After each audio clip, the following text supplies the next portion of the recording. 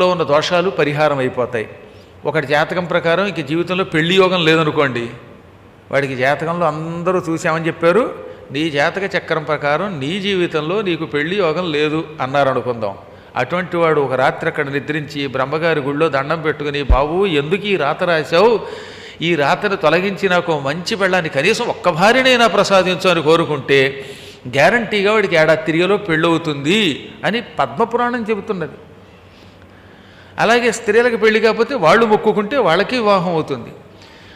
ఈ పెళ్ళిళ్ళే కాదు, ఇంకా రకరకాలైన కోరికలు అక్కడున్న క్షేత్రం తీరుస్తుంది. కాకపోతే ఒక్క రాత్రి నిద్రించాక మళ్ళీ మరునాడు ఉదయం స్వామివారి దర్శనం చేసుకోవాలి. ఒక్కొక్కడు ఏ రంగంలో అడుగుపెట్టినా వాడి బతుకు అధోగతే. ఉద్యోగం చేస్తే ఉద్యోగంలో నిలకడ ఉండదు, వ్యాపారం చేస్తే వ్యాపారంలో దివాళా ఎత్తుతాడు, వాడు ఎక్కడ పాదం పెడితే అక్కడ అంతా సర్వనాశనమే అనుకుందాం.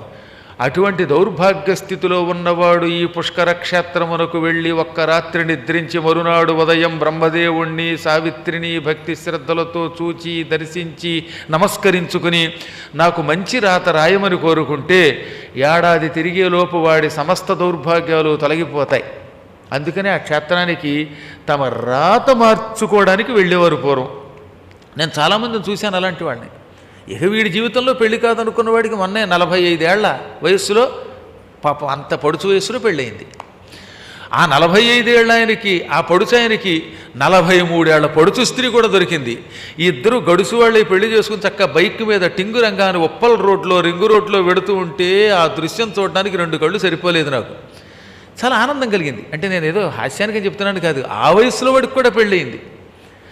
అలాగని మళ్ళీ ఇప్పుడు 80 ఏళ్ళు వచ్చిన వాడు మొక్కుకోండి, దానికి కూడా ఒక నియమం చెప్పారు. ఈ పెళ్ళిళ్ళకి కోరికలు కోరుకునేవాళ్ళు 50 ఏళ్ల లోపు మాత్రమే అక్కడికి వెళ్ళాలట. ఆఫ్టర్ 50 ఇయర్స్ బ్రహ్మగారు ఏమన్నాడు, కలియుగంలో నేను కొత్త రాత రాయను, 50 ఏళ్ళు దాటాక నాకు మొక్కుకుని ఏమండోయ్ నాకు పెళ్ళి అంటే ఇక నేను వాళ్ళని పట్టించుకోను, అటువంటి వాళ్ళకి ఇంకేదైనా కోరికుంటే తీరుస్తానన్నాడు ఆయన. నేను చెప్పేవి కొన్ని విచిత్రంగా అనిపించినా మీకు ప్రాక్టికల్గా పెడితే దానికి తగిన ఫలితం లభించినప్పుడు ఆనందం కలుగుతుంది. 50 ఏళ్ళు దాటాక మీలో ఎవరికైనా మా పిల్లలు సక్రమంగా చూడరు, మేము వృద్ధాశ్రమాలకు వెళ్ళిపోవలసిన కర్మయోగం ఉన్నది అని భయపడితే అటువంటి వాళ్ళు ఒక్క రాత్రి నిద్రించి మరునాడు బ్రహ్మకి నమస్కారం చేసి, మేము ఈ ఓల్డ్ ఏజ్ హోముల్లో ఉండలేం, హాయిగా పిల్లల దగ్గర గోల్డ్ ఏజ్ హోములోనే ఉంటాం, లేక మాకు మేమే సుఖంగా బతికే అవకాశం ఇయ్యని ప్రార్థిస్తే గ్యారంటీ అలా జరుగుతుంది. అంత గొప్ప క్షేత్రం ఇది పుష్కర క్షేత్రం అన్నమాట.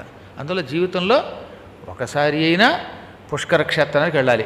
అక్కడికి వెళ్ళి మృత్యుదేవత అక్కడ కొంతకాలం తపస్సు చేసింది.